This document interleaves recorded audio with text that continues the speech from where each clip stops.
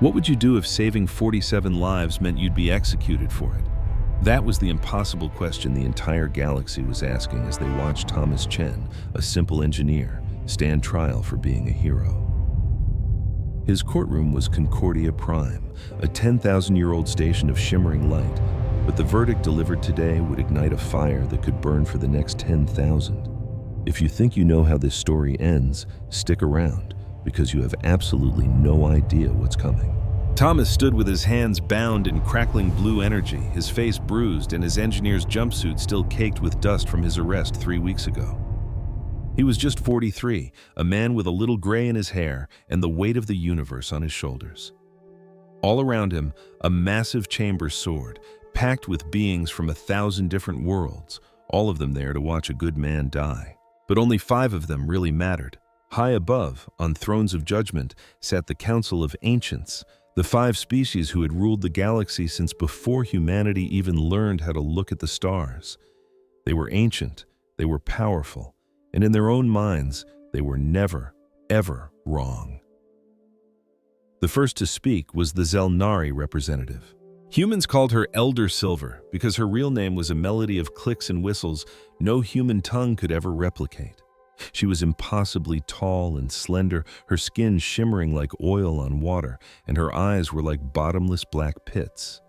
When she spoke, her voice didn't echo in your ears but deep inside your skull. "Thomas Chen, of the planet Earth," she projected. "You are charged with the most serious crime in galactic law, the destruction of a holy site. The Temple of First Light on Kepler 442b was a place of pilgrimage for 7,000 years, built by my own ancestors. You turned it to dust in less than an hour." But Thomas didn't even flinch. He looked her right in those void-like eyes. "I destroyed it to save my crew," he said, his voice completely steady.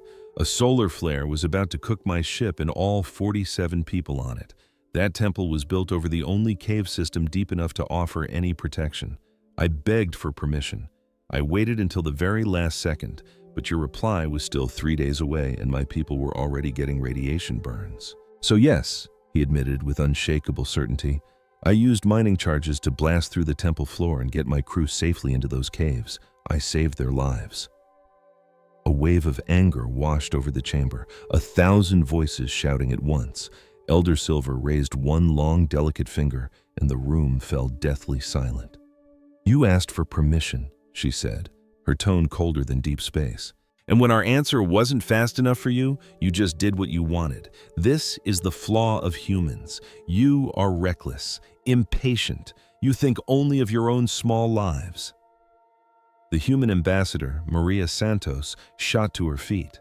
For 3 weeks, she'd been fighting for him, running on nothing but caffeine and pure grit. She was a short woman with the fire of a burning star in her eyes. "Elder Silver, please," Maria begged, her voice cracking with exhaustion. "We understand the temple's importance. We will pay any price to rebuild it. We'll accept any punishment. But Thomas Chen chose to save 47 living beings. He made an impossible choice." "But doesn't that choice have to mean something?" Another council member, a huge creature of living rock the humans called Elder Stone, shifted its massive weight. Gravelly dust trickled from its mouth as it spoke. "It means nothing," the creature rumbled. "The laws exist for a reason. If we start bending them for every sob story, then we have no laws at all. What we'll have is chaos. And let us not forget, chaos is what cost us billions of lives before this council brought peace." A third member, a shimmering ghost-like figure named Elder Whisper, added its voice, which sounded like the dry rustle of dead leaves. "Your species has only been among the stars for 50 of your years," she hissed. "In that tiny flicker of time, you have started 12 conflicts, broken 43 trade agreements, and ignored countless cultural warnings. You always ask for one more chance, one more exception. We have already given you far too many." Maria's heart completely sank. She could see the truth in their cold, alien faces. They weren't just judging a man, they were judging all of humanity. She looked over at Thomas, who gave her a small, sad smile. He knew it too. The fourth council member, a bubbling aquatic creature called Elder Deep, spoke through a translator. "Our discussion on this matter is over. We have considered all the arguments, Elder Deep gurgled, but the message of our verdict is what matters most. Showing mercy now would tell the galaxy that our most sacred laws don't apply to humans. Therefore, the law must be absolute. That was it. The final nail in the coffin. The fifth council member, a being of pure, contained plasma called Elder Flame, who had been silent the entire time, finally crackled to life. Thomas Chen, his voice was the sound of a raging forest fire. Do you have any final words? Do you truly understand what you have done? Thomas took a deep breath. When he spoke, his voice rang out with perfect clarity. I understand I destroyed a building you call sacred, and I understand I broke your law, but I also understand that I chose 47 living souls over a pile of ancient rocks. So yes, I understand completely, and if I had to make the same choice again, I would do it in a heartbeat. The chamber absolutely erupted. It was a confession and an act of defiance all at once. Aliens from 100 different star systems were on their feet, screaming at his audacity. He wasn't even sorry! Elder Silver's hand shot up again, demanding silence. Then your fate is sealed, she declared. The Council of Ancients finds Thomas Chen guilty. The sentence is death, to be carried out immediately and broadcast to every known world. Let this serve as a lesson to humanity.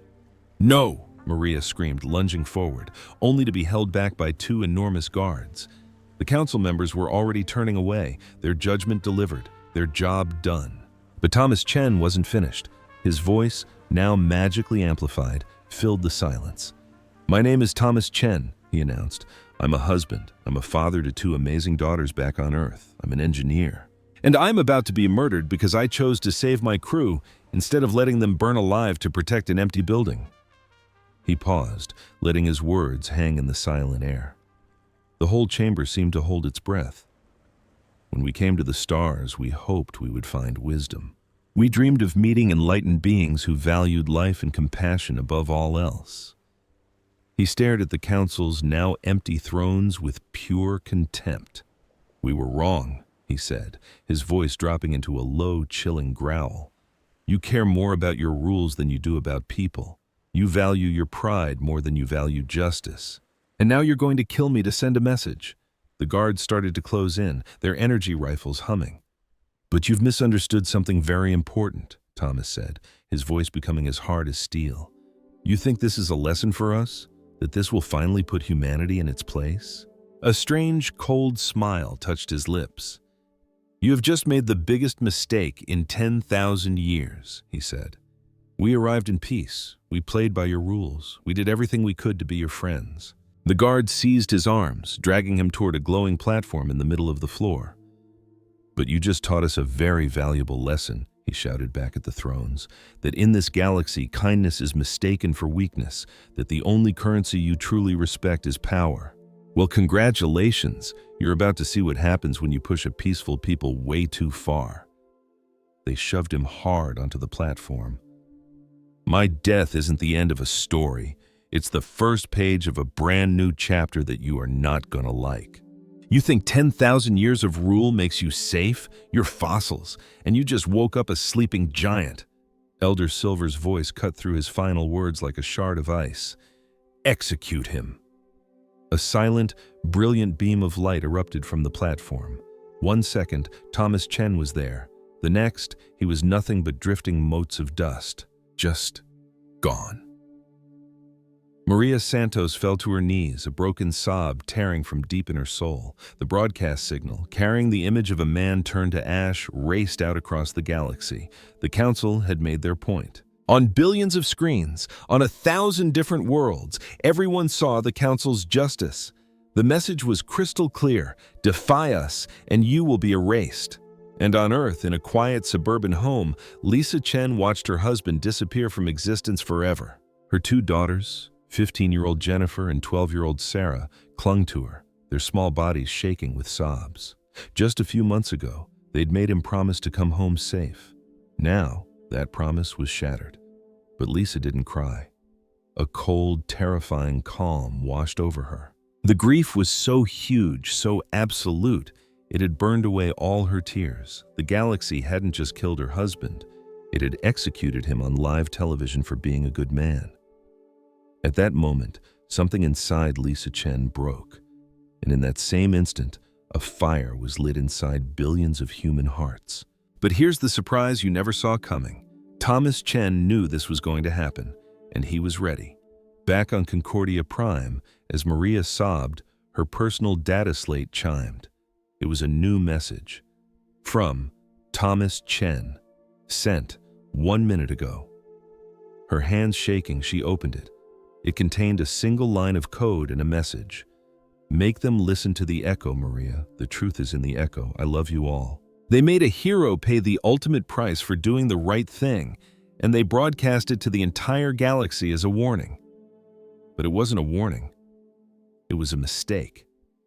If you think you know how a story of revenge is supposed to go, stick around, because you're about to find out how humanity really fights back.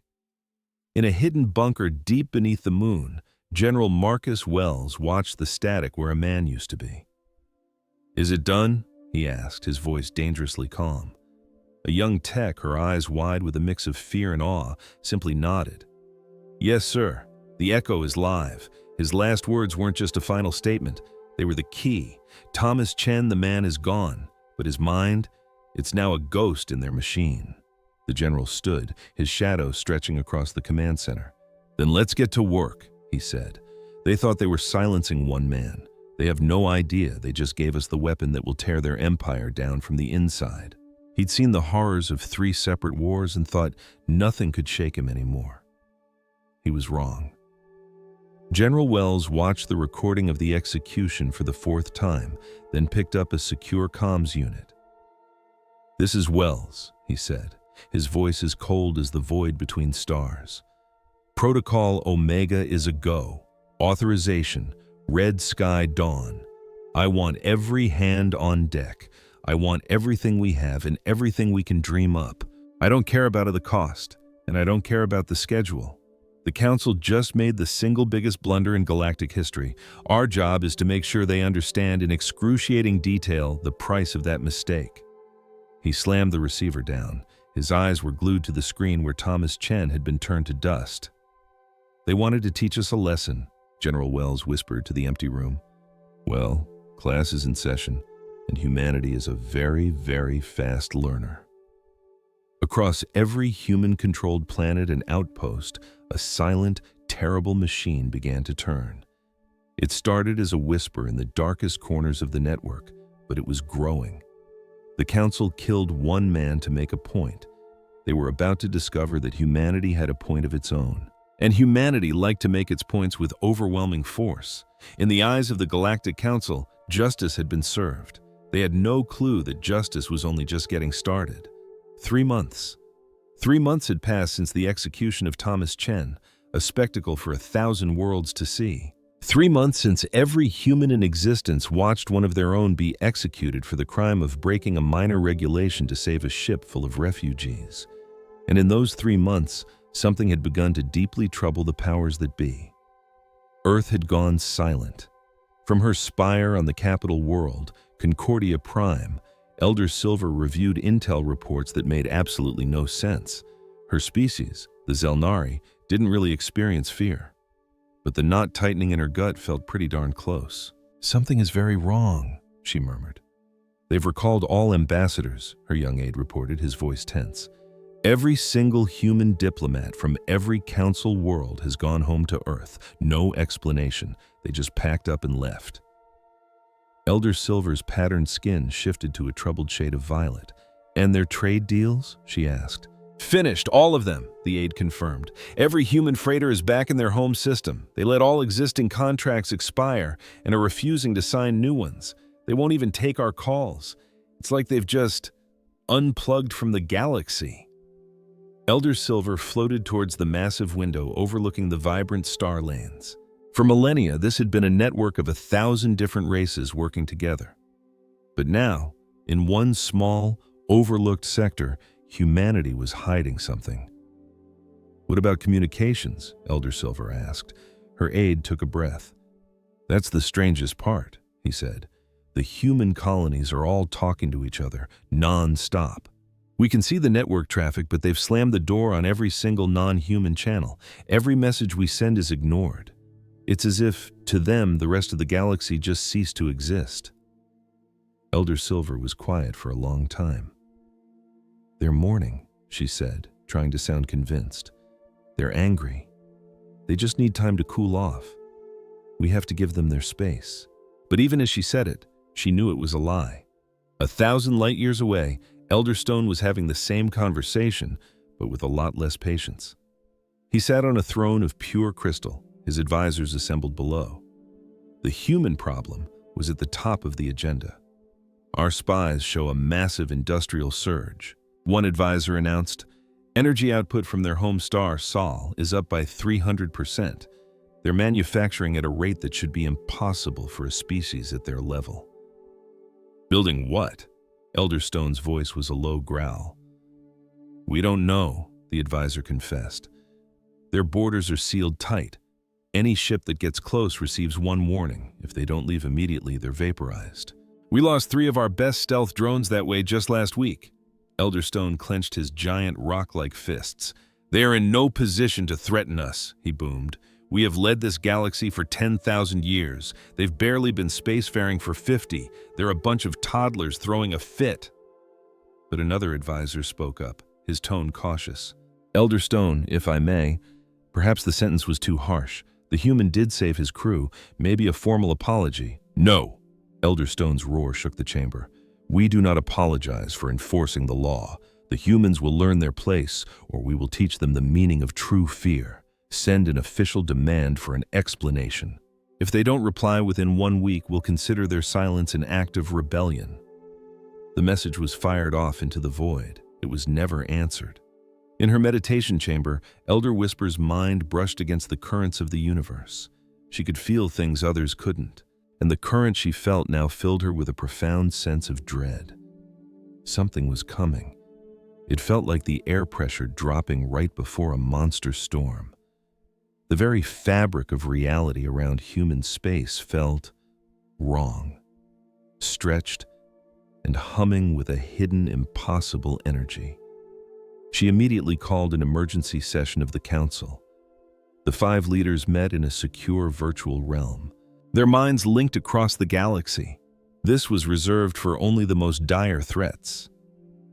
"A great danger is coming," Elder Whisper said, skipping all pleasantries. "The humans are building something that will shatter the galactic balance of power. We have to act now before it's too late." "Act how?" Elder Deep's voice bubbled. "We've tried talking.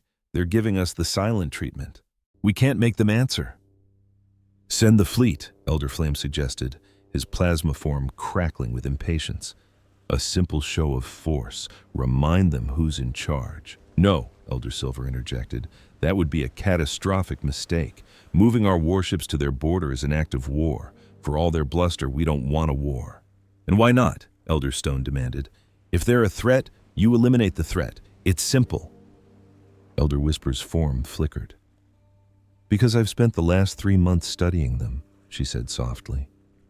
"I've read every piece of data we have on human history, and I found something that terrifies me. Humans don't react to threats like the rest of us. When threatened, we calculate the odds, we act logically.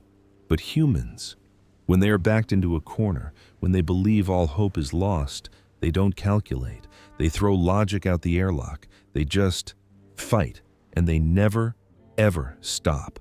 Not until they've won, or not until every last one of them is dead." "Primitive," Elder Stone scoffed. "Maybe," Elder Whisper agreed, "but it is incredibly effective. In their brief time among the stars, they've fought thousands of internal wars. They've nearly wiped themselves out more than once, but they always come back. And every single time they fight, they get smarter, faster, and more lethal." "Their fleet is a joke compared to ours," Elder Flame sputtered. "Our ships are millennia ahead of theirs." "That was true 3 months ago," Elder Whisper countered. "But what about today? What have they been creating in all that silence? What new, terrible lessons have they learned?" A heavy, uneasy quiet settled over the council. At last, Elder Deep spoke. "We could send a single probe," he proposed. "Just one, to take a look. We won't even cross the border, just park at a safe distance. Let's just see what they're so busy building." It seemed like a safe, logical plan, they all agreed. They sent their absolute best, a Zelnari spy probe. It was a masterpiece of stealth technology, practically invisible, and cost more than a small planet. It lasted for 17 seconds. The probe slipped into the border zone and activated its deep-range scanners. It was immediately flooded with impossible data, massive energy signatures, shipyards operating at speeds that violated known physics, and the birth of an entirely new fleet. But the numbers didn't make sense. The scale was just wrong. There were too many. Far, far too many ships. The probe beamed its final data packet back home, and then it simply winked out of existence. No explosion, no warning shot, nothing. 1 second, the scout drone was there. The next, it was a cloud of incandescent gas, obliterated by defenses that vaporized at the instant it appeared on their scopes. Elder Silver stared at the final transmission from the drone. What she saw sent a wave of color across her skin, turning it a stark, brilliant white, the Zelnari expression of pure, unadulterated shock. "That's not possible," she whispered, her voice trembling. "It just can't be." But data doesn't lie. In the 3 short months since they had made a public spectacle of executing Thomas Chen, humanity hadn't been licking its wounds. They hadn't been drowning in sorrow. They had been busy.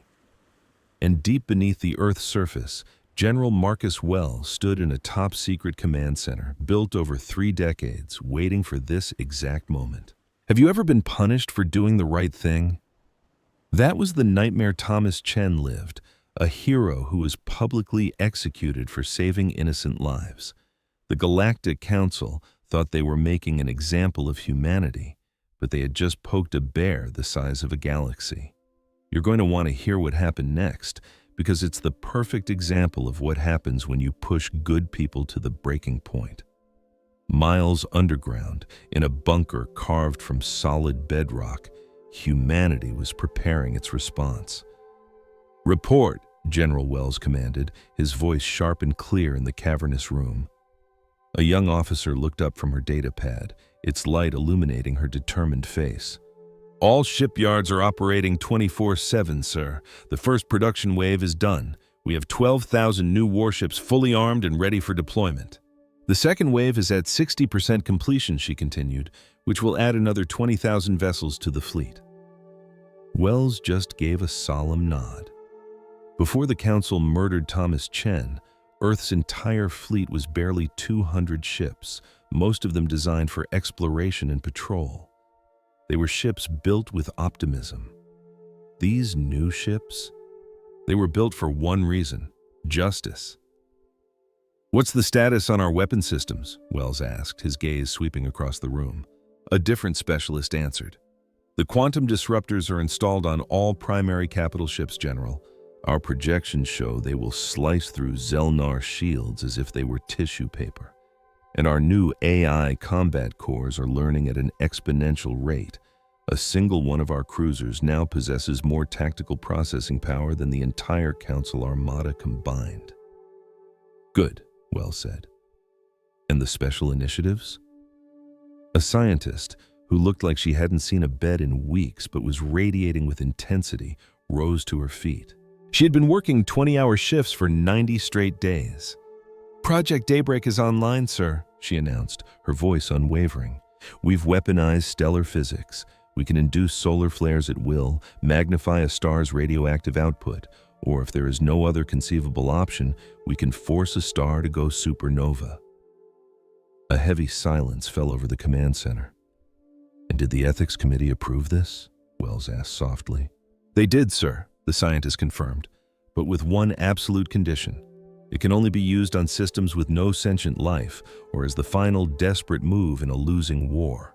We are not monsters." "No," Wells agreed, his voice turning hard as diamond. "We are not. But the Council is about to learn that we aren't their doormat either."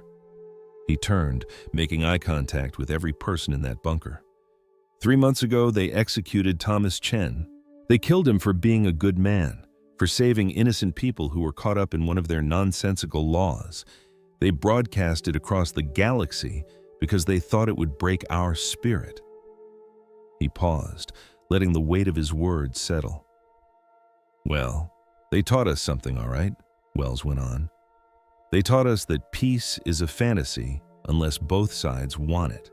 They taught us that this galaxy only respects one thing, strength.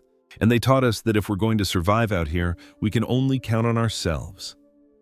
The entire room was hanging on his every word. "In 1 week, we will make them regret that lesson," Wells declared. "We will launch a simultaneous strike on every single one of their strategic assets, every military installation, every shipyard, and every defensive fleet. We are going to show them exactly what happens when you murder a human for doing the right thing." "Sir," an officer interjected, "what about the risk to non-combatants?" Wells's expression became stone.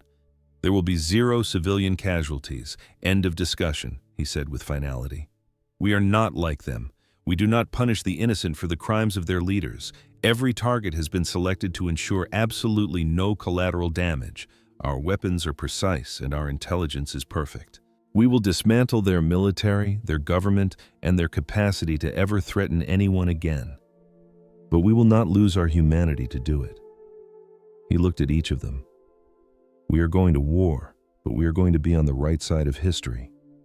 We will be fighting for true justice, for Thomas Chen, for every human the Council has ever treated with contempt, and for every other species they've ground into the dust."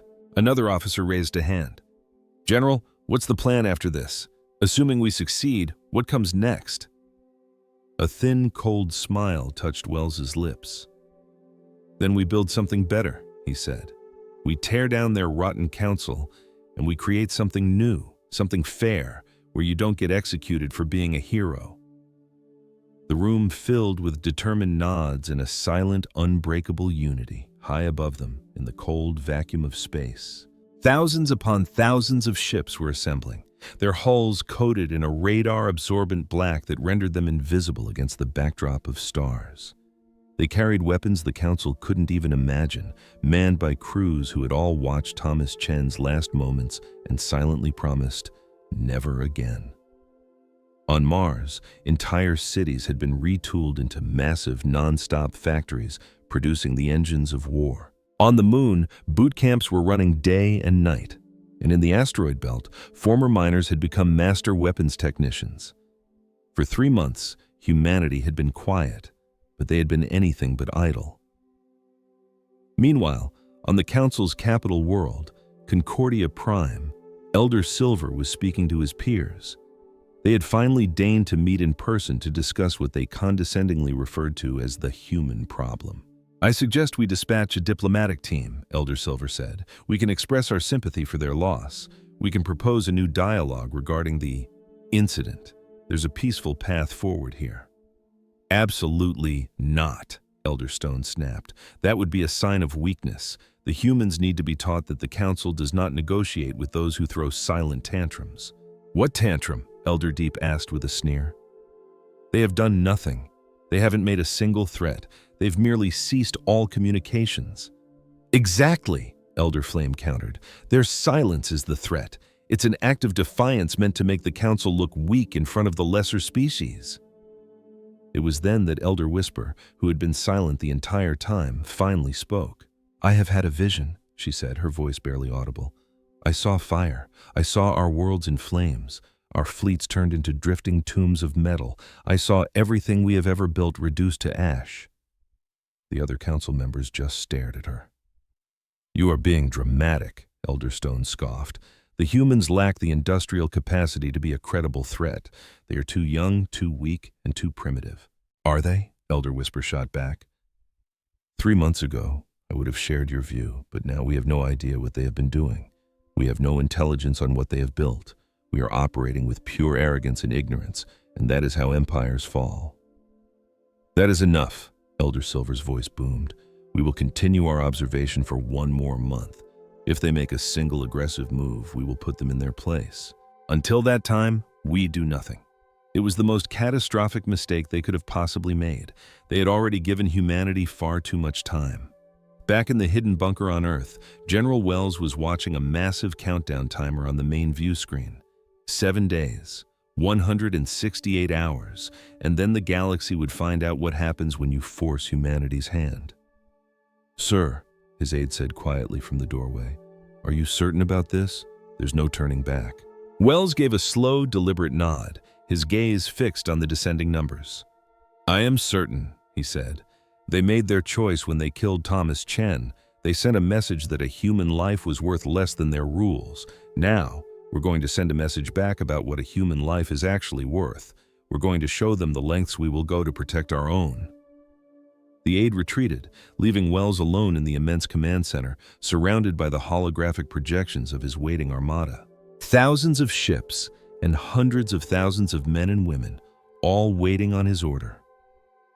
This is for you, Thomas, Wells whispered to the empty room.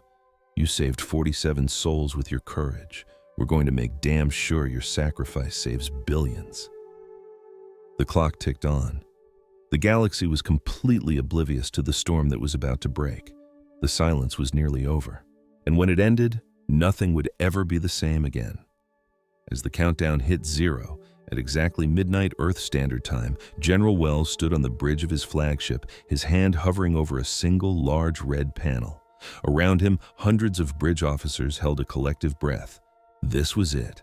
Wells slammed his hand down. In that same instant, across 70 different star systems, the entire human fleet simply winked into existence. It didn't start with a flash or a bang. One moment, space around the Council's primary military station was empty. The next, it was choked with thousands upon thousands of black human warships that had simply blinked into existence, thanks to a new kind of phase drive that could fold space itself. Aboard the Zelnari Command Center orbiting their home world, the warning sirens began to scream. Admiral Kexrel, a decorated veteran with a career spanning 300 years, stared at her tactical display, completely stunned. "Give me a number," she shouted. 2,000 hostiles, the sensor tech yelled back, his voice cracking with panic.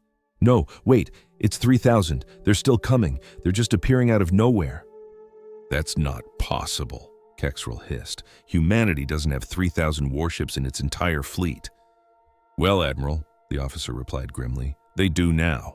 But the overwhelming human armada didn't launch a single missile. Instead, a single message overrode every single communications channel, broadcasting to every council ship, station, and defense grid at the same time. It was instantly translated into every language, and you couldn't turn it off. On every screen, the face of one man appeared, General Marcus Wells. He looked exhausted down to his very bones. He looked furious. But most of all, he looked like a man who was absolutely certain he was right. "I am General Marcus Wells of the United Earth Defense Force," he said. 3 months ago, your Council of Ancients publicly executed a human engineer. His name was Thomas Chen. His crime?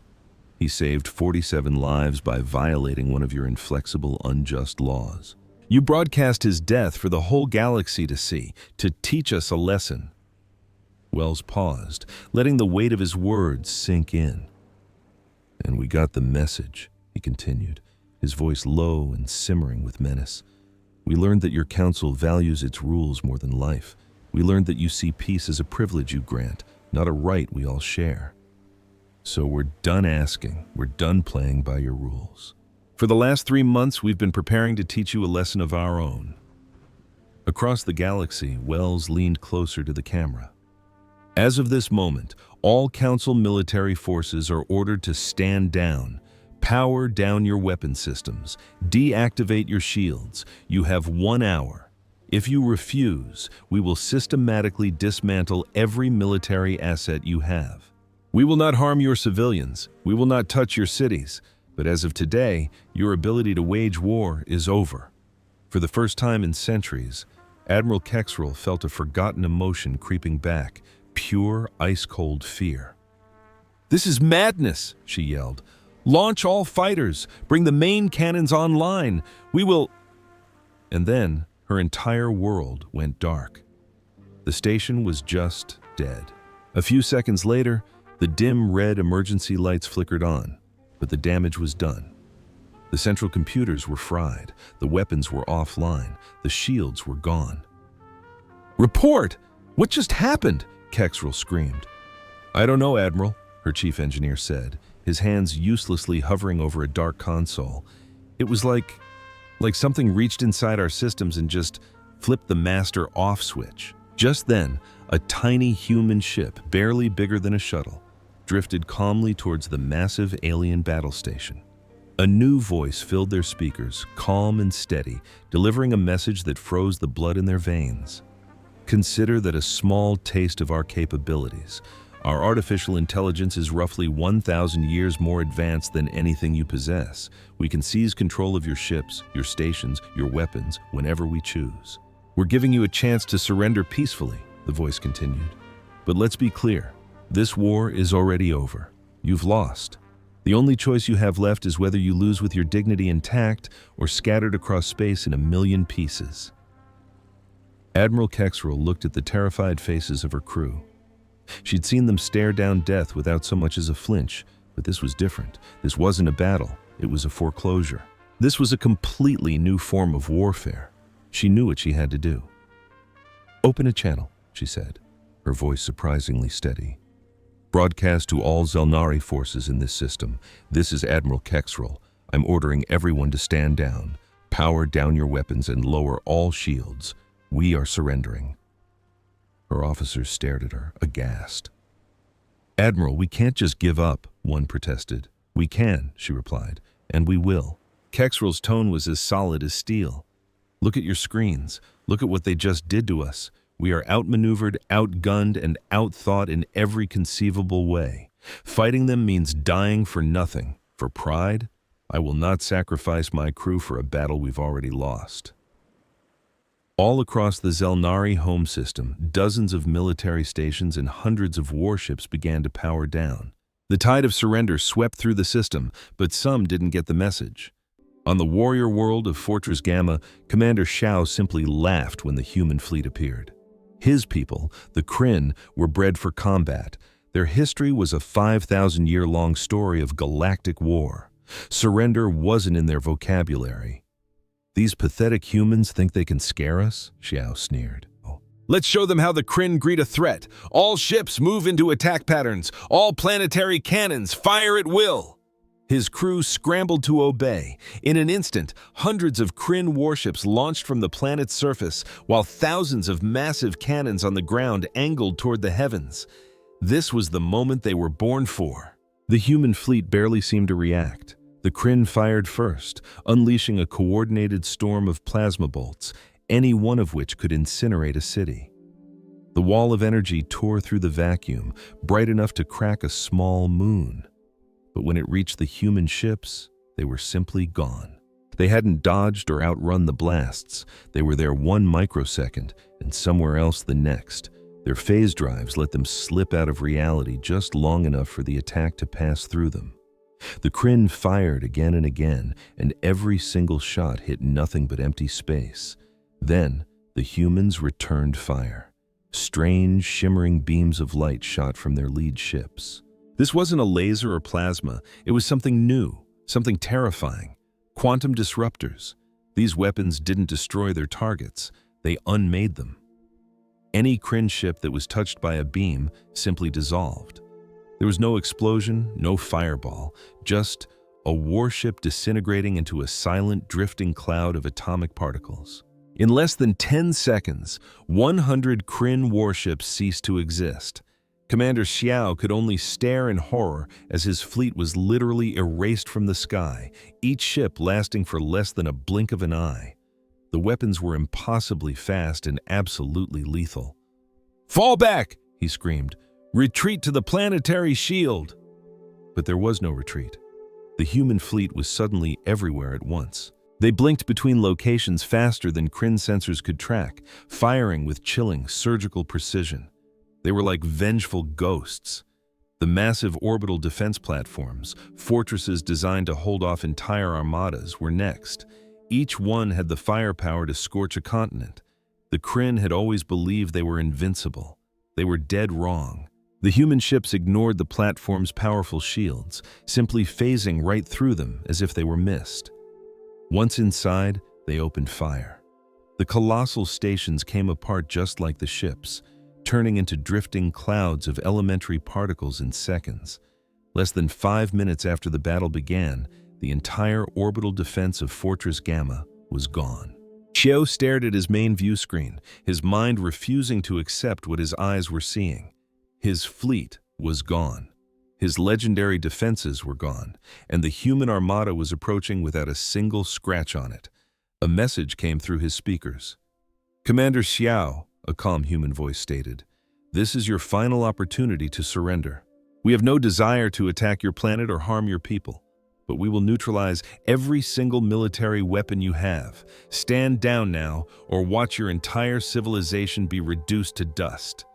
Xiao's warrior spirit screamed for a glorious last stand, but his duty to his people screamed louder. He had to save them from annihilation. Duty won.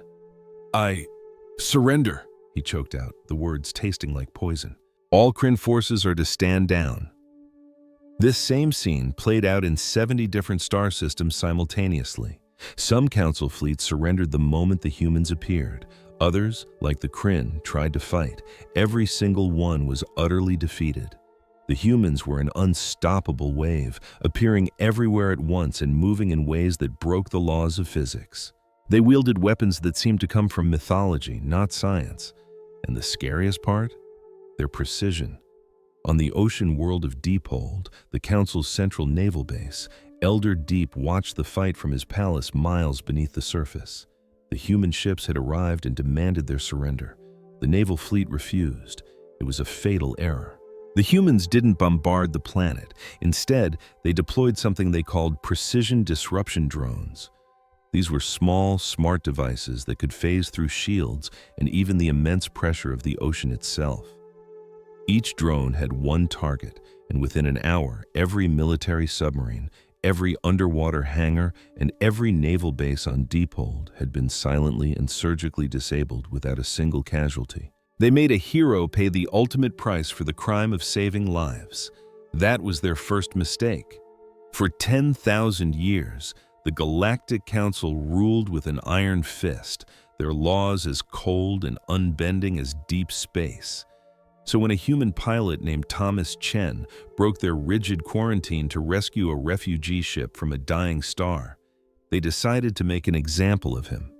The entire galaxy watched the broadcast as they passed their sentence. We were the underdogs, the newcomers on the galactic stage, and they wanted to remind us of our place. What happens when you push a quiet species too far? You're about to find out. Back on Earth, General Wells watched the screen go dark, his knuckles white. Thomas Chen wasn't just some pilot, he was a friend. He'd saved 3,000 souls from being vaporized, and the Council called it interfering with natural galactic events. We called it compassion. In that moment, something inside humanity broke. We'd spent decades hoping for the best from the galaxy, praying we'd be seen as equals. But we were never naive. We always prepared for the worst, and the Council had just shown us the absolute worst.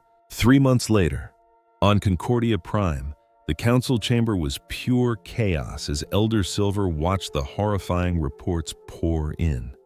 From a comms channel, the voice of an elder from a distant world was barely a whisper. "We surrender." The reply from the human commander was calm, almost casual.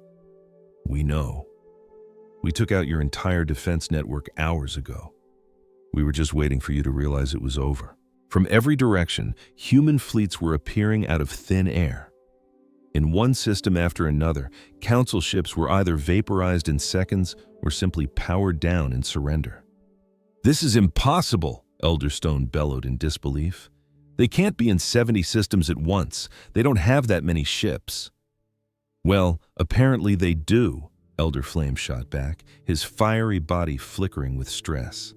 "The numbers don't lie. We are looking at thousands, maybe tens of thousands of ships, all using some kind of technology we have never even imagined." Elder Whisper's form was so faint she was nearly invisible, a sure sign of her deep distress. "I told you all," she whispered. "I warned you this would happen, but none of you would listen." Just then, a call came through from Elder Deep. "I am surrendering my system, Deephold. I will not order my people to die in a war we have zero chance of winning." "No!" Elder Stone screamed. "We will not surrender. We are the Council. For 10,000 years we have guided this galaxy. We will not be humbled by these human upstarts." Elder Silver's energy field crackled with a mix of fury and fear. But then it fizzled out. "It's over," she whispered. "The data is undeniable. In the first hour, we lost 70% of our forces. Their ships move like ghosts, and our weapons, they just pass right through them. Our defenses are a joke. If we keep fighting, we'll have nothing left." "Then we use the void engines," Elder Stone declared, his voice a low growl that silenced the entire chamber. The void engines, the ultimate taboo, an ancient doomsday weapon with the power to unravel stars and erase entire solar systems from existence. "You can't be serious," Elder Deep's voice crackled from a monitor. "We haven't touched the void engines in 5,000 years. They are forbidden for a reason." "Desperate times, Elder," Elder Stone shot back. Elder Whisper, her form shimmering softly, shook her head. "If we unleash that horror on the humans, there is no victory. We would only guarantee that every living thing on both sides is wiped out. Is that what you want? An empty galaxy? Better a silent galaxy than one ruled by them," Elder Stone retorted, but Elder Silver had already made her choice. "No," she said, her voice firm. "We will not commit galactic suicide out of pride. The humans have won. Our only move now is to swallow our pride and negotiate for whatever scraps of dignity they'll leave us." "Negotiate?" Elder Flame sputtered. "They're not here to talk. They're here for revenge." As if on cue, every screen in the chamber lit up with a single human face. General Wells. His expression was as cold and hard as deep space. "Council of Ancients," he began, his voice cutting through the tension. "Your military has been shattered. Your fleets are memories. Your defenses have collapsed. But we aren't here to conquer you. We're here to end your tyranny." Elder Silver moved to the center of the room. "General Wells," she said, her voice surprisingly steady. "What do you want from us?" Wells's eyes locked onto hers. "Justice," he said, the single word hanging in the air. "I want a galaxy where saving lives isn't a crime punishable by death. I want a galaxy where every species is treated with respect, not just the ones who've been around the longest. I want a galaxy with one set of rules that applies to everyone." He paused for a moment. "The Council of Ancients is hereby dissolved," Wells stated, his tone leaving no room for argument. "Effective immediately. You will broadcast your dissolution to every known system. You will surrender all authority. And then you're going to help us build something better, something fair, to take your place." "And if we refuse?" Elder Stone rumbled. A small, cold smile touched Wells's lips. "Then we will do to your homeworlds what we did to your fleets. Do you really want your people to suffer just to protect your wounded pride?" The council members looked at each other, their ancient faces etched with panic. They had been completely outmaneuvered. "We will need time to discuss this," Elder Silver said weakly. "You have 1 hour," Wells interrupted. "After that, we begin dismantling your government buildings from orbit. We won't harm your people, we never have, but we will erase every symbol of your power, piece by piece, until you cooperate. The choice is yours." The screens went black, leaving the chamber in a crushing silence. An empire that stood for 10,000 years was brought to its knees in less than a day, all because they executed one human for an act of compassion. It felt like a surreal nightmare. Finally, Elder Silver's voice cut through the gloom, a mere whisper. "We surrender. Announce the dissolution. We will cooperate." Elder Stone surged to his feet, his form glowing a furious red. "I will not be a part of this humiliation," he snarled. "I do not bow to children." He stormed from the chamber, leaving a stunned silence in his wake. "Let him go," Elder Deep sighed over the comm. "He can either accept the new reality or become a fossil." Elder Silver looked at the faces of her defeated colleagues. "How did this happen?" she asked, her voice trembling. "How could we, the shepherds of the stars, be so utterly defeated in a single day?" It was Elder Whisper who answered, her voice filled with a terrible, sad clarity. "It happened because we valued our ancient laws more than we valued justice. It happened because we thought being old meant we were wise. It happened because we murdered a good man simply to remind the galaxy of our power." She let the truth of her words sink in. It happened because we forgot that might does not make right. The humans just gave us a very, very painful lesson. The hour passed. The Council announced its unconditional surrender. Across the galaxy, trillions of beings watched, utterly stunned, as the rulers of 10 millennia admitted defeat to a species that had barely been traveling the stars for 50 years. A new era was dawning. The old order had been burned away, and humanity was the flame. But putting out the fire wasn't the end of the story. General Wells had thought, maybe naively, that with the Council gone, the galaxy would begin to heal. He couldn't have been more wrong. In the weeks that followed, the galaxy didn't heal. It fractured. Some species celebrated the new freedom, others cowered in fear, and some saw the power vacuum as the opportunity of a lifetime. The Threx Empire, a brutal warrior species held in check by the Council for centuries, immediately declared its independence and began carving a bloody path through its neighboring systems. The Mandari Collective, a shadowy group of industrialists, started seizing resource-rich worlds that had been protected territory for ages. Small conflicts erupted like wildfires across dozens of sectors. Standing on the command bridge back on Earth, General Wells felt the weight of every grim report. He looked 10 years older than he had a month ago, surviving on caffeine and maybe 3 hours of sleep a night. "This isn't what we wanted," he said quietly to Admiral Chen, who stood beside him. She was Thomas Chen's cousin and had signed up the day after they killed him. "We broke the galaxy's engine," Admiral Chen said, her gaze fixed on the star charts lighting up with new conflicts. "But we didn't have a replacement ready to install. Politics, like nature, abhors a vacuum. We just created the biggest one in history." Wells nodded grimly. She was right. The human fleets were stretched impossibly thin, rushing from one crisis to another, playing galactic firefighter. They had to keep the peace, at least until a new government could rise from the ashes. "What's the latest on the diplomatic front?" Wells asked a nearby communications officer. "Ambassador Santos is on Concordia Prime, sir," the officer replied. "She's leading talks with delegates from 200 species, trying to hammer out a new galactic charter." 200 out of thousands, Wells muttered, rubbing his tired eyes.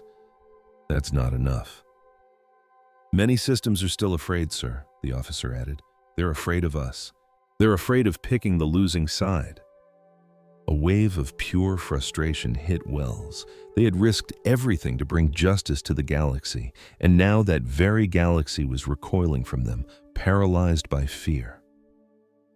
Miles away on Concordia Prime, Maria Santos felt that fear firsthand in a grand hall repurposed for the birth of a new government. She was in a room filled with beings from across the galaxy, a wild collection of scales, fur, and light, and they were all leveling the same accusation. "Humans have no business deciding the fate of the galaxy," a lizard-like delegate from the Kryn species declared with a hiss. "Victory in war doesn't make you wise." "We're not deciding anything," Maria shot back, her nerves frayed after endless days of this debate. "We're trying to help you build a fair system where every species, including yours, gets a real say." "But your species now has all the military might." That complaint came from a tiny, shimmering crystalline creature floating in the air. "How are we supposed to believe you won't just become the new tyrants?" Maria took a slow, calming breath. This was the real issue. In their effort to topple one power-hungry regime, they'd accidentally set themselves up as the next one. All their good intentions didn't matter when faced with that single, undeniable fact. "You can't," Maria admitted, her blunt honesty causing a ripple of silence through the chamber. "You have absolutely no reason to trust us, so we're going to give you one. We will help you establish this new government, and as soon as it's running, we're stepping away. We'll downsize our fleet. We will share all of our advanced technology, with no strings attached, for everyone." "But why?" the Kryn representative demanded, his eyes narrowed with suspicion. "You've already won. You could take whatever you want. Why would you throw that kind of power away?" "Because we were never fighting for power," Maria explained, her tone softening. "We were fighting for justice, and you can't have justice when one side holds all the power. My own cousin Thomas was killed because the old council had that kind of absolute control, and they used it to punish him for a simple act of compassion. I refused to dishonor his sacrifice by creating the same broken system with a human logo slapped on top. That's when a Zelnari delegate, one of the very few who had argued against the old council's cruelty, finally spoke up. "I believe her," he announced to the room. "The humans could have turned our homeworlds to ash. They had the power to enslave every last one of us, but they chose not to. It was not. For a people who supposedly wanted revenge, they've shown an incredible amount of self-control." "Self-control isn't the same thing as trust," the Kryn delegate retorted. "No," the Zelnari agreed. "But it's a start." The arguments dragged on for hours. It was a slow, agonizing, and deeply frustrating process, but it was movement in the right direction. Meanwhile, in a secret facility dug into a barren moon, Elder Stone and his followers had zero interest in moving forward. They were the extremists, the diehards who believed surrender was the greatest shame imaginable. The council was pathetic, Elder Stone's voice echoed through the hidden chamber. They surrendered. They tossed aside 10,000 years of galactic history because they got scared. "And what was your brilliant strategy?" A Zelnari admiral still loyal to the old regime challenged him. "We were outmatched, Stone. We were finished." "That's only because we never used our ultimate weapon," Elder Stone replied, a chilling light dancing in his eyes. "We still have the void engines. We can literally erase their home world from existence. We can make them regret ever challenging us." A profound coldness spread through the assembly. The void engines. They were an ancient and forbidden technology, relics of a long-dead civilization, a power that was never meant to be wielded by anyone. Can you imagine being told you've lost a war and have to give up, only to find out your old leaders are secretly planning to blow up the enemy's sun as a final act of spite? That was the terrifying reality humanity was about to walk into. In the shadows, a rogue faction of the old council was debating the use of 3 forbidden weapons. "This would be an act of genocide," a general warned. "Earth has 10 billion people. We would go down in history as the worst mass murderers of all time." But a hardliner named Elder Stone fired back. "They brought us to our knees. They destroyed our fleets. We have every right to take back our honor." "Honor has nothing to do with slaughtering civilians after you've already surrendered," a Zelnari admiral argued fiercely. "This is nothing but childish revenge, and it will make the rest of the galaxy despise us." "Let them despise us," Elder Stone sneered. "We will go to our graves with our dignity intact." The Kryn general just shook his head, looking utterly baffled. "Dignity won't do you much good when you're scattered atoms in the void," he mumbled. "And if we actually fire a void engine at Earth, the humans will unleash hell on every last one of us. They might not be able to stop the first shot, but they will make damn sure we die right alongside them." Elder Stone's voice became a menacing whisper. "Perhaps that's a cost I'm prepared to pay. Some of us would rather die standing than live bowing to them." "You're out of your mind," the Admiral declared, getting to his feet. "I came here to find a better way to surrender, not to join a suicide mission for our entire species. I want no part of this." He spun around and left the room, with a few other officers following him. But the majority remained. They were actually on board with Elder Stone's insane plan. They genuinely believed that their bruised egos were worth annihilating themselves over. And so, in the forgotten corners of space, they began to scheme. The first sign that something was terribly wrong came when a single human patrol ship, the Discovery, detected some strange energy signals at the far edge of what used to be Council territory. As they cautiously moved in for a closer look, they discovered a small, dark group of ships just floating in the silent blackness like a phantom convoy. "This is Captain Rodriguez of the United Earth Expeditionary Ship Discovery," he broadcast. "Unidentified fleet, please identify yourselves and state your intentions." The only response he got was silence. "I want a complete scan of those ships immediately," Rodriguez commanded. A moment later, his tactical officer glanced up, his face a mask of confusion. "Sir, these ships, they're practically antiques. The designs are ancient, from the Council's earliest days, probably 5,000 years old. But their power readings are through the roof, and there's something else, a colossal energy signature building up inside the lead ship. I've never encountered anything like this. A wave of pure dread washed over Captain Rodriguez. "Transmit everything we've got to Fleet Command right this second," he commanded, "and keep scanning. I need to know what in the hell that thing is." Thousands of light years away on Earth, General Wells slammed the data report onto a table in front of his chief scientists. "Someone tell me what I'm seeing here," he ordered.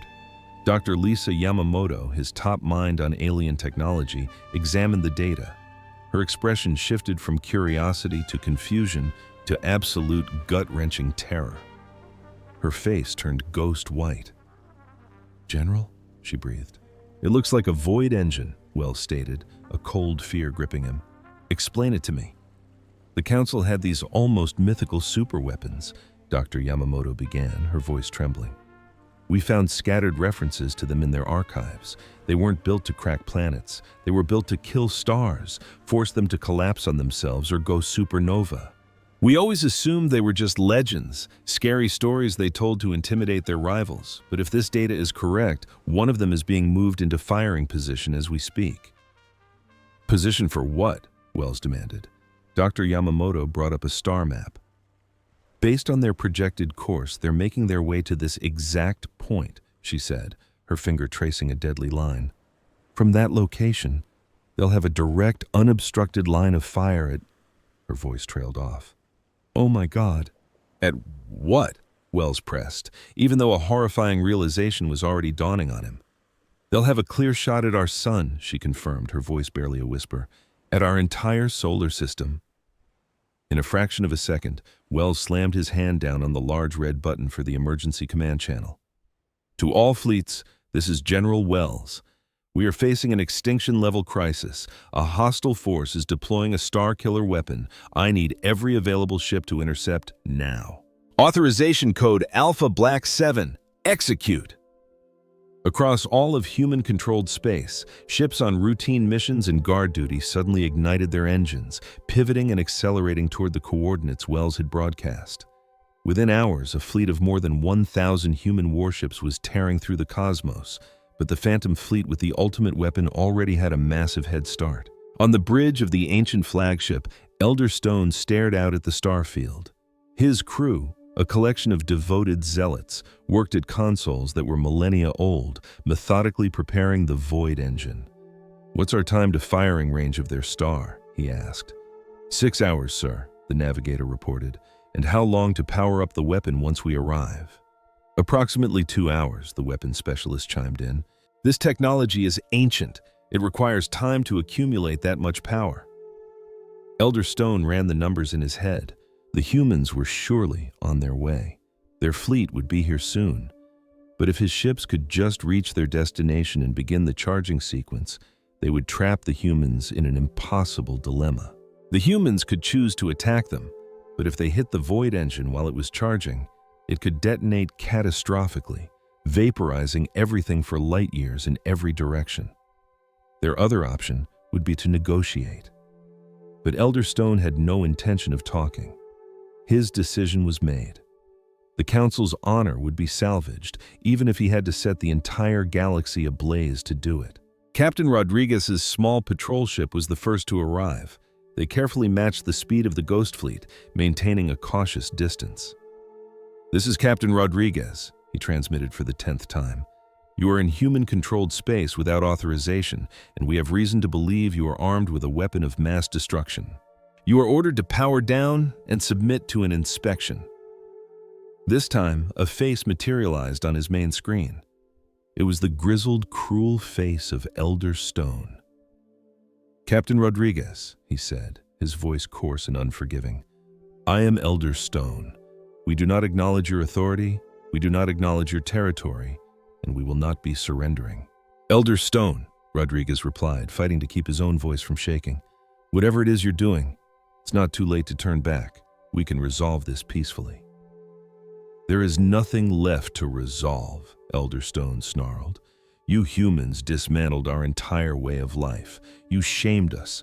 You brought an end to 10,000 years of established order. Now it's time you learned that every action has a consequence. You're pointing that thing at our sun. Rodriguez's voice cracked, his heart pounding a drum solo against his ribs. That's home to 10 billion people. We're talking about families, kids. You can't just do this. A cruel smirk spread across Elderstone's face. Oh, but I can, and I will. Your General Wells should have considered that before picking a fight with us. Now, you'll all burn for his arrogance. And with that, the screen went black. Rodriguez slammed his fist on the console, sending a top priority message rocketing toward Fleet Command. General Wells, this is Rodriguez. It's confirmed. They're aiming the Void engine at Earth. The one in charge is an old zealot named Elder Stone, and he is not bluffing. Sir, you need to do something right now. Miles away, back on Earth, Wells felt a cold dread wash over him as he read the message. He'd been holding on to a microscopic shred of hope that this was all just a bluff, a way to scare them into backing down. But the look in Elder Stone's eyes was pure, unwavering fanaticism. The old alien was more than willing to die if it meant taking humanity with him. With a heavy hand, Wells made the one call he had prayed he would never have to. I want every single defensive system in the Sol system online, he ordered. Every ship, every orbital platform, every last weapon we have. We are going to throw a wall of steel at them to keep that weapon from firing. Admiral Chen's voice was quiet but firm. Sir, you know if we attack and just damage that engine, it could detonate anyway. I know, Wells shot back, the exhaustion clear in his voice. But if we sit here and do nothing, it's a guaranteed apocalypse. This way at least we have a shot. He took a ragged breath. And prep the countermeasure, he added, his voice dropping to a near whisper. Admiral Chen's eyes widened in disbelief. Sir, we've never run a field test on that scale. We have no idea if it will even work. Well, Wells said, his tone grim and final, I guess we're all about to find out. The countermeasure was humanity's Hail Mary, the ace they had hidden up their sleeve. For months, scientists had worked themselves to the bone, trying to figure out how to stop an unstoppable weapon. They had a theory. They had run thousands upon thousands of simulations, but it had never been tried in the real world. Now, with the fate of their entire species on the line, it was time for its terrifying debut. The full human fleet dropped out of hyperspace, a breathtaking curtain of over 2,000 of the most advanced warships ever built, completely surrounding Elderstone's tiny fleet of ancient rust buckets. The difference in military might was almost laughable. The humans could have vaporized that convoy in a nanosecond, but they couldn't risk setting off the bomb. Elderstone, General Wells's voice boomed across every open channel. This is your last chance. Stand down. Let us disable the weapon. Nobody else has to get hurt today. Elderstone's response was simple, and it sent a wave of ice through every human who heard it. Insects do not give orders to their betters. The weapon is powering up. You have 2 hours to get your people off your planet if you can. As you die, know this. You did this to yourselves. A sickening, crackling energy began to shimmer and warp the space around the Council ships. The Void engine was waking up. Wells stared at his monitor as the energy reading screamed past every safety warning. How long do we really have? He asked his science team. If he's not lying, about 2 hours, confirmed Dr. Yamamoto. But General, we can't wait. We have to deploy the countermeasure now. Do it, Wells commanded. From the very heart of the massive human armada, a single tiny ship pulled away from the formation and began to drift toward the enemy.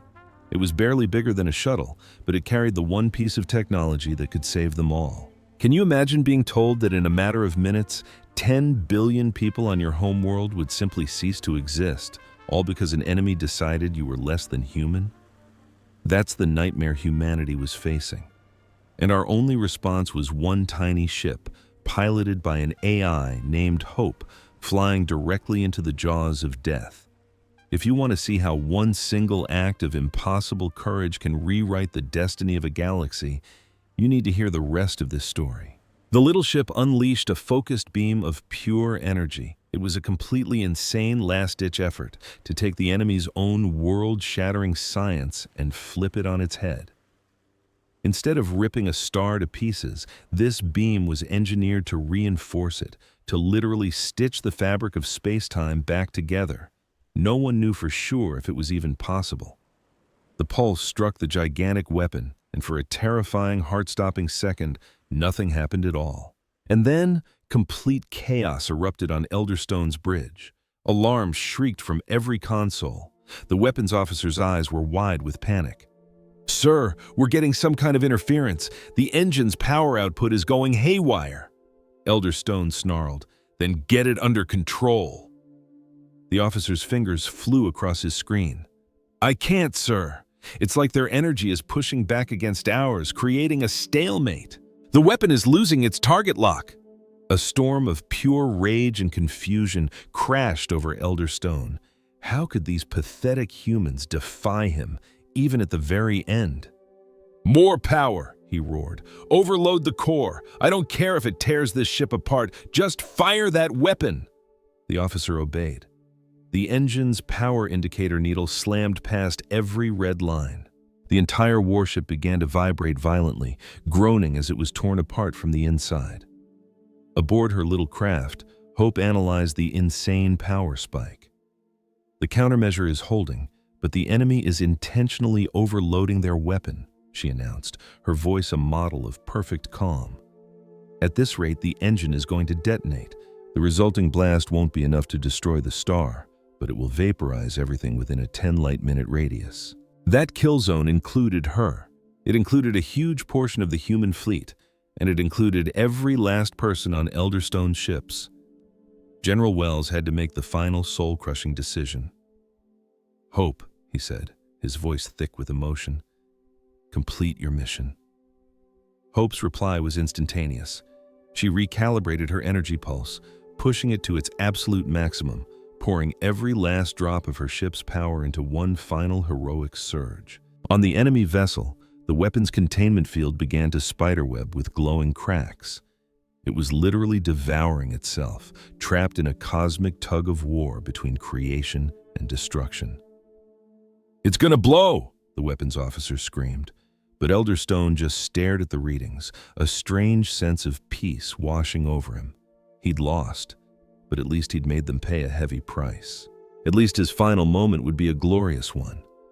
The Void engine detonated, but it wasn't the fireball of vengeance he had imagined. Hope's countermeasure had worked perfectly. Instead of a wave of fiery death exploding outward, all of that unimaginable power collapsed inward on itself. There was a silent, blinding flash of light, a harmless ripple of energy, and then absolute silence. Just like that, the threat was gone. Elderstone and his entire crew were erased in the blink of an eye, undone by the very doomsday machine they had created. But the human fleet was unharmed, the sun was stable, Earth was safe. On the command bridge, General Wells watched the red alert icon simply vanish from his screen. "The Void engine," Dr. Yamamoto whispered, his voice filled with awe, "has been neutralized." The plan had actually worked. Hope had done it. "Get me a status report on Hope," Wells ordered immediately. The communications channel was filled with nothing but static. "Sir," Admiral Chen said, his voice cracking, "Hope's ship was at ground zero of that implosion. There's nothing left." Wells squeezed his eyes shut, the immense weight of the moment crashing down on him. Another hero lost to the Void. "Make sure the whole world knows her name," he said softly. "She just saved 10 billion people." Word of the Council's failed apocalypse spread through the galaxy like a shockwave. It was their final, hateful act, and it had been defeated not by a bigger weapon, but by brilliant science and a sacrifice almost too great to comprehend. Other alien races who had been nervously watching from the galactic sidelines suddenly began to see humanity in a completely new light. An artificial intelligence sacrificing itself to save a planet of organic beings, that was the headline everyone heard. But the real story was even more profound. The humans could have easily annihilated the enemy fleet the second they arrived, with zero risk to themselves. But they didn't. They chose a path that attempted to save everyone, even the ones holding a gun to their entire species. They didn't succeed in saving Elder Stone, but the fact that they even tried, well, that changed the entire game. On the planet Concordia Prime, Maria Santos stood before the newly formed Assembly of Species. "Today," she began, her voice ringing with clarity through the grand hall, "the last remnants of the old council tried to extinguish my home. They failed. But what is more important is that we tried to save them from themselves. We searched for a solution where no one had to be a casualty. We weren't able to save everyone. We couldn't, but we never, ever stopped trying." She looked out at the diverse faces of the representatives gathered before her. "This is the foundation of our new galactic government," Maria declared, her voice filled with a powerful conviction. "A community that tries to save everyone, including its former enemies. A community where justice means healing, not revenge. A place where we can disagree, even argue, without it leading to planetary destruction." "Is such a thing truly possible?" asked the Kryn representative, his voice a hopeful whisper. "It has to be," Maria replied with simple certainty. "Because the alternative is a price that none of us can ever afford to pay again." A profound silence settled over the chamber. Then, one by one, heads began to nod. A new order was being born, not out of fear or by decree, but from the simple, shared hope that there had to be a better way forward. Of course, building something new is never simple. 6 months passed in a blur. 6 months since the old council's final desperate act of hatred. The rubble on Concordia Prime was cleared, and in its place rose a new station, one that wasn't a monument to power, but a beacon of partnership. It was becoming something the galaxy had never really had before. A true democracy. Maria Santos stood in the room that was once the council chamber. The massive, intimidating thrones where the 5 ancient races used to pass judgment on the galaxy were gone. Now, there was just a simple circle of chairs, all set at the exact same level. No one sitting higher, no one looking down. Today marked the very first session of the new Galactic Assembly. Imagine being executed for a crime you didn't even know was a crime. That's what a corrupt galactic empire did to one of our own, and it sparked a war that shook the stars. We fought, we bled, and somehow we won. But the real story, the part no one ever expects, is what happens after the fight is over. Stick with me, because this is where it gets interesting. Inside a massive chamber, representatives from over 800 species waited. Some from ancient empires, others like us, the new kids on the block. Maria, the woman who had spearheaded this impossible alliance, called for order.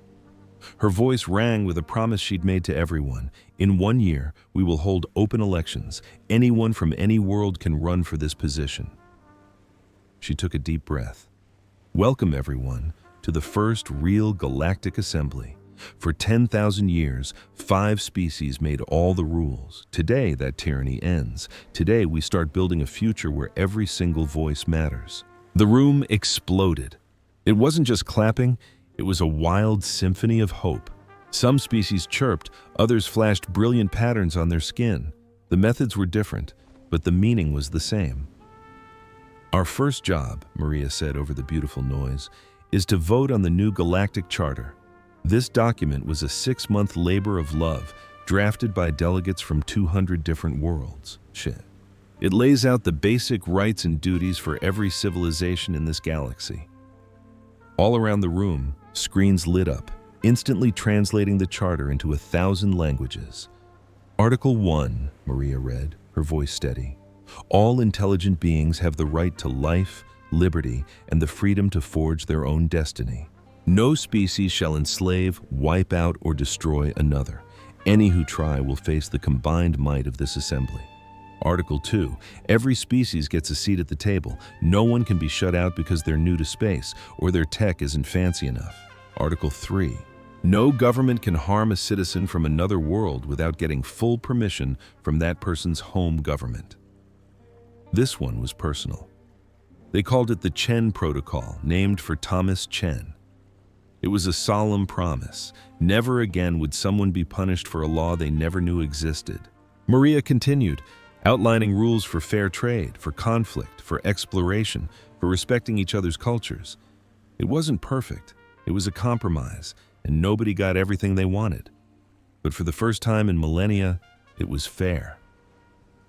When she finished, she looked out at the sea of strange and hopeful faces. "This charter is the best we could create together," she said. "It's designed to prevent the horrors of the past and give us all a shot at a better future. The question is simple. Do you approve?" The vote took 3 agonizing hours. Every species got 1 vote. Earth's vote was worth just as much as the colossal Zelnari empires. It was a radical idea. The tiny insect-like Kryn had the exact same say as a civilization that had been charting stars for ages. When the final numbers flashed on the screens, a collective breath was held. 743 in favor, 57 against, 20 abstaining. The Galactic Charter had passed. The room erupted in a beautiful, chaotic celebration, a pure symphony of joy. And through it all, Maria felt hot tears streaming down her face. They had actually done it. They'd built something better. Later, needing a moment, she walked the quiet halls of the station and found herself on an observation deck, staring into the diamond-dusted blackness. A moment later, a figure shimmered into existence beside her. It was Elder Whisper, the one council member who had argued against attacking humanity. "Congratulations," Elder Whisper's voice hummed softly. "What you've achieved here has never been done before." "What we achieved," Maria corrected gently. "This wasn't just about humanity. This was about all of us, finally coming together." Elder Whisper's shimmery form seemed to pulse with emotion. "I came to apologize," she said, "for what they did to Thomas Chen, for everything the council did. It was an injustice. I knew it back then, but I wasn't strong enough to stop it." Maria was quiet for a long time. "Thank you for saying that," she finally replied. "But I'm not the one who needs the apology. Thomas has a wife and 2 daughters, and there are the 47 crew members he died to save. They're the ones living with the hole he left behind. I've tried to reach out," Elder Whisper admitted. "I sent messages to his family. I haven't heard back." "Just give them time," Maria said softly. "The pain is still so fresh, but I have to hope that someday they'll find peace knowing his sacrifice made all of this possible. That he didn't die for nothing." They stood there in shared silence, just watching the stars. "So what's next?" Elder Whisper asked. "Now comes the hard part," Maria said, a small, determined smile on her face. "We have the rules. We have the assembly. Now we have to prove to the whole galaxy that this can actually work. We have to prove that working together is better than ruling with an iron fist." "And you think it will?" "It has to," Maria said, her voice full of conviction. "Because none of us can ever go back to the way things were." Meanwhile, back on Earth, General Marcus Wells stood before a new monument in Washington, D.C. It was a simple, powerful wall of polished black stone, etched with thousands of names. Every single human who died in the war against the Council. At the very top, one name was carved just a little larger than the rest, Thomas Chen, and beneath it, a simple line. "He saved 47, they saved billions." Wells rested his hand on the cool stone. Today was his last day in uniform. The war was over. The peace was real. His job was done. "I hope we made you proud," Wells whispered to the name on the wall. "I hope this is the future you would have wanted." A voice answered from behind him. He would have wanted his crew to make it home. Wells turned, surprised. It was Lisa Chen, Thomas's widow. Grief had etched new lines around her eyes, but her gaze was as strong as steel. "Mrs. Chen," Wells said, completely caught off guard. "I didn't expect to see you here." "I come here sometimes," Lisa said softly, "to talk to him, tell him about our girls, tell him about all the good that came from this." She came closer and placed her hand next to his on the wall.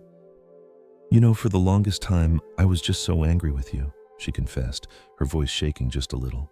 "Furious that you used his death to start a war. Angry that you turned my husband into a symbol." "I understand," Wells said, his voice quiet. "I would have been angry too. But I'm not anymore," she said, looking him right in the eye. And here it was, the moment he'd been dreading. Because I finally realized something. Thomas died trying to save people. You took his memory and used it to save everyone. Not just us, everyone. That's exactly what he would have wanted.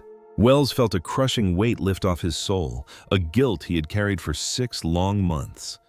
"Thank you," was all he could manage to say. Lisa looked at him with genuine curiosity. "So what will you do now that it's all over?" A small smile touched Wells's lips. "I'm going to teach," he said. Turns out, the new Galactic Defense Academy needed instructors. Ships and soldiers from 100 different species were training side by side, learning how to protect the new peace together. "That sounds like something Thomas would do," Lisa said with a sad smile. "He always believed in bringing people together." "And you?" Wells asked gently. "What's next for you?" Lisa paused, her eyes looking up at the sky. "I'm going back to school," she said, her voice filled with a new strength. "I'm going to study xenodiplomacy. The girls are older now. I think I can help make sure what happened to Thomas never happens to anyone else again." Wells just nodded. It was the most perfect tribute he could imagine. The widow of the man whose murder started a revolution would now spend her life building the peace. They stood there for a while longer, two strangers connected by a tragedy that had changed the galaxy. And across the stars, those changes were taking root. On the Zelnari homeworld, the old palaces of power were being turned into public museums and universities. The younger generation was leading the charge, determined not to repeat the mistakes of their elders. Even Elder Silver, one of the old tyrants, had resigned and was now teaching history, making sure no one ever forgot the poison of pride. But on the Kryn homeworld, something even crazier was happening. The warrior culture that had defined them for thousands of years was changing. They still valued strength, but now they were using it to protect others. Commander Geel, the very officer who surrendered his fortress to humanity, was now a major voice in the new Galactic Defense Force, tirelessly arguing that a true warrior's job is to shield the weak, not to conquer the strong. While the old guard balked at his radical ideas, the younger generations were absolutely captivated. At the very same time, the aquatic races of Deephold were flourishing like never before. Elder Deep had used his considerable sway to embed groundbreaking conservation laws into the new galactic charter. Now, dozens of different species were teaming up to scrub polluted worlds clean and bring shattered ecosystems back to life.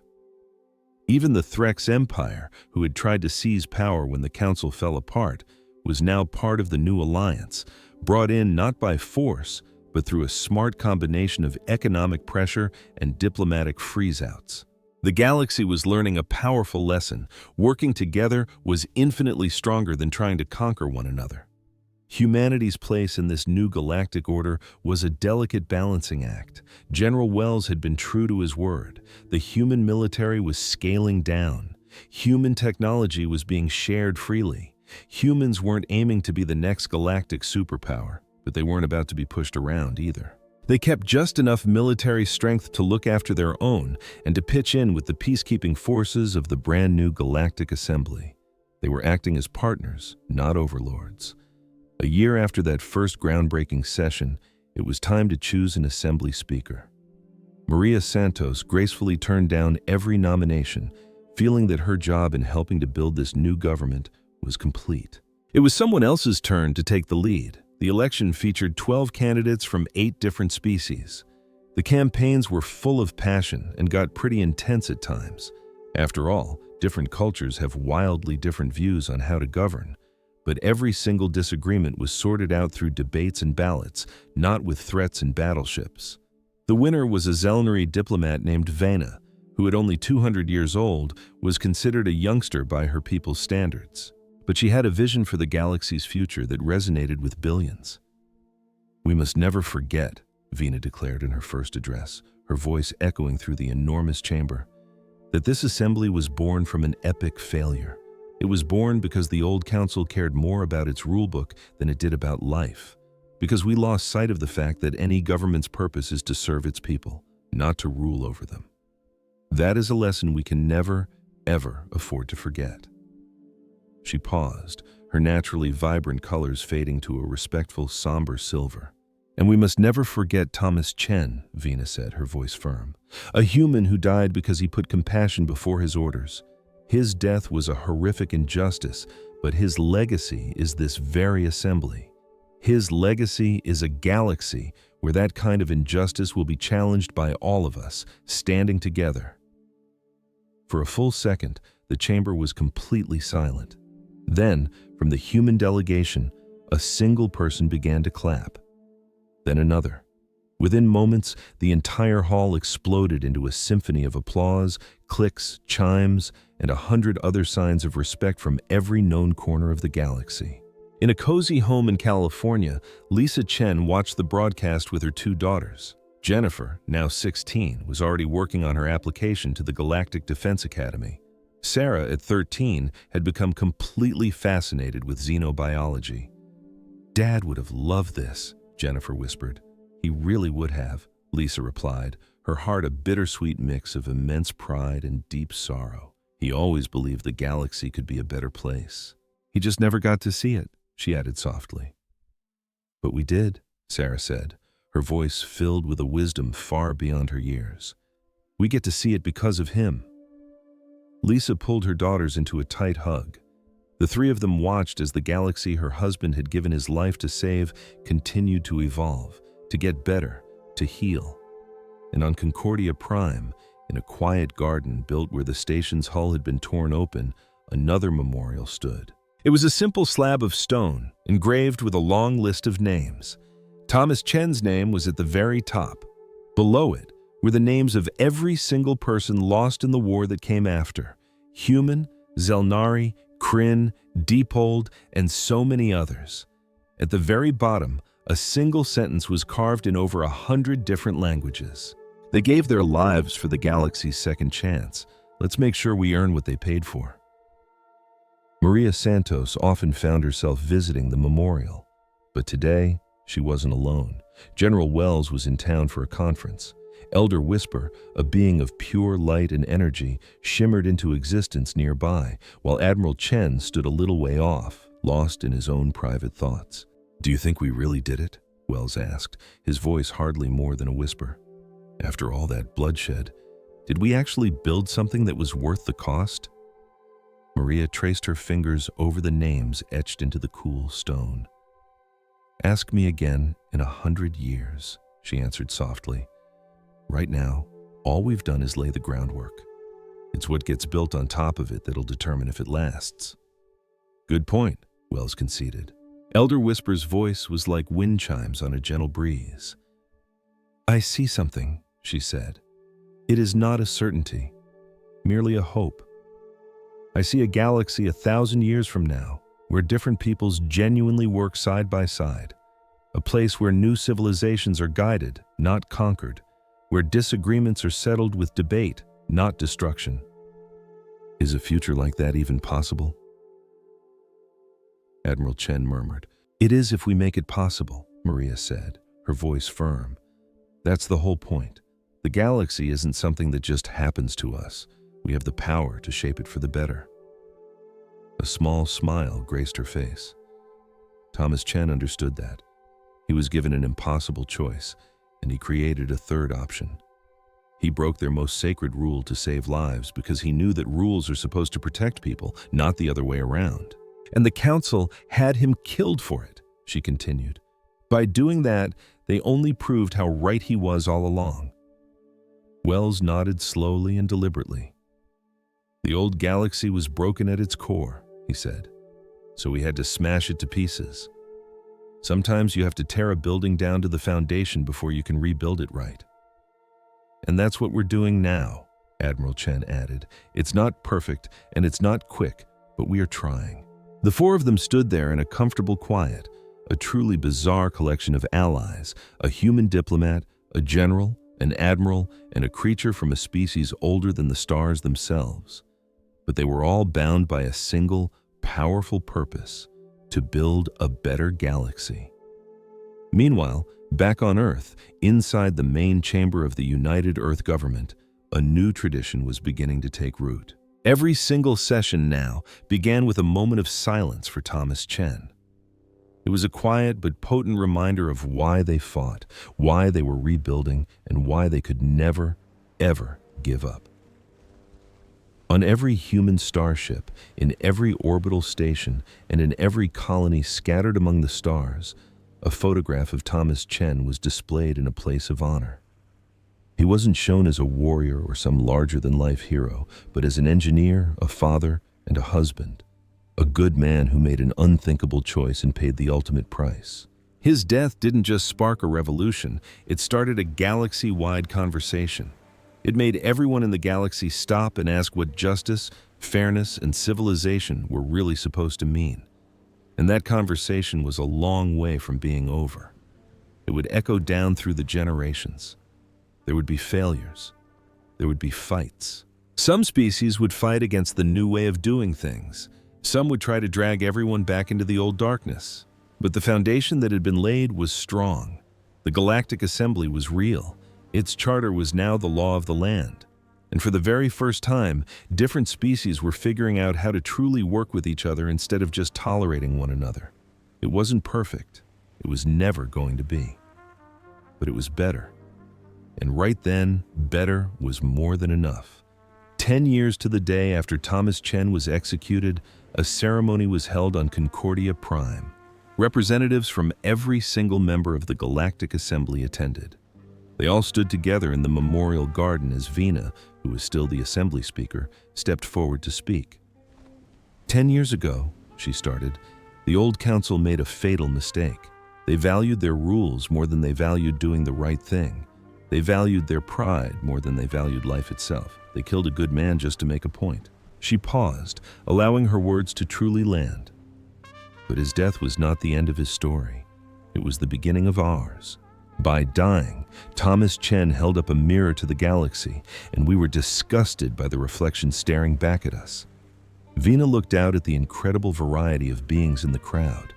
We are not perfect, she confessed. We still make mistakes. We still argue, but we are better than we used to be. We are more just, more fair, and we are finally willing to actually listen to one another. She pointed to the memorial behind her. Thomas Chen saved 47 lives by breaking a terrible law. We honor his memory not by blindly obeying rules, but by making sure our laws are worth obeying. We honor him by ensuring that justice and the law finally mean the exact same thing. The ceremony went on for hours. Speakers from different species shared their own stories of the revolution. They spoke about how much had changed for the better and about the work that still needed to be done. At the very end, everyone stood together for a shared moment of silence. They honored the man who died to save his crew. They honored all those who were lost in the war that followed. And they honored the fragile, precious hope that none of it was for nothing. Back on Earth, in a sun-drenched California backyard, Lisa Chen and her daughters watched the ceremony on a small portable screen. As the entire galaxy went quiet, they bowed their heads.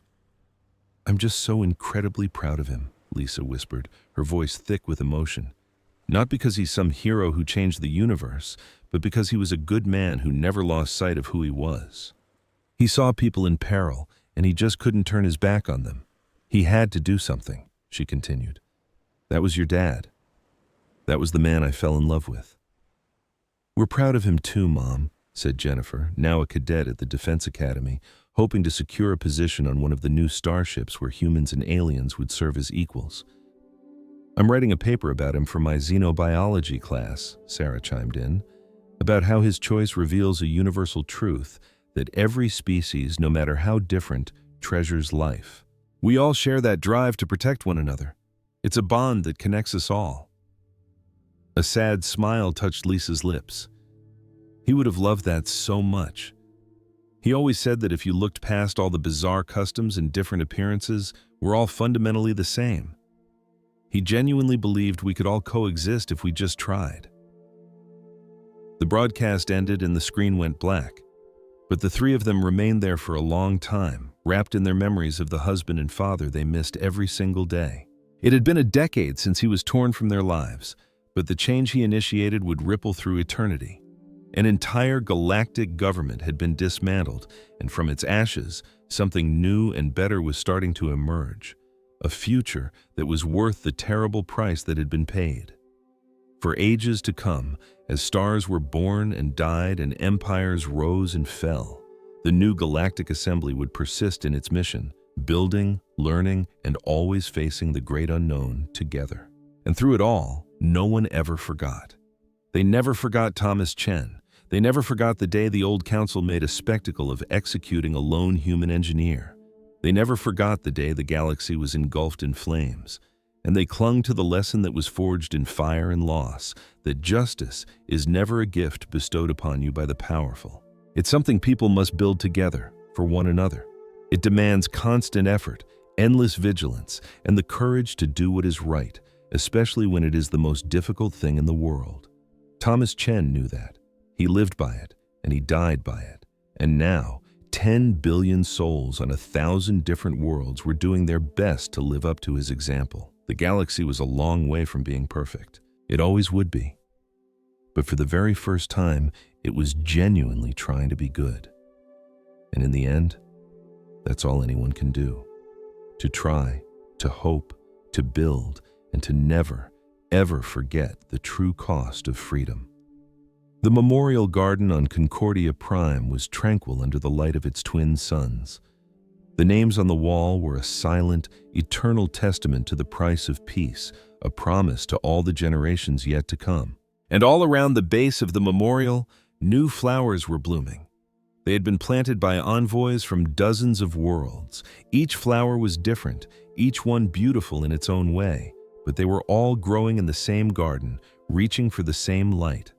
It was a small thing, just a symbol. But symbols are important. They were living proof that even after the darkest night, after unthinkable loss, after everything you know has been reduced to ashes, life returns. Beauty finds a way to grow again. Hope can be reborn. The galaxy had learned its lesson in the hardest way imaginable, but it did learn. And Thomas Chen, a man who only wanted to save his friends and return home to his family, became the teacher.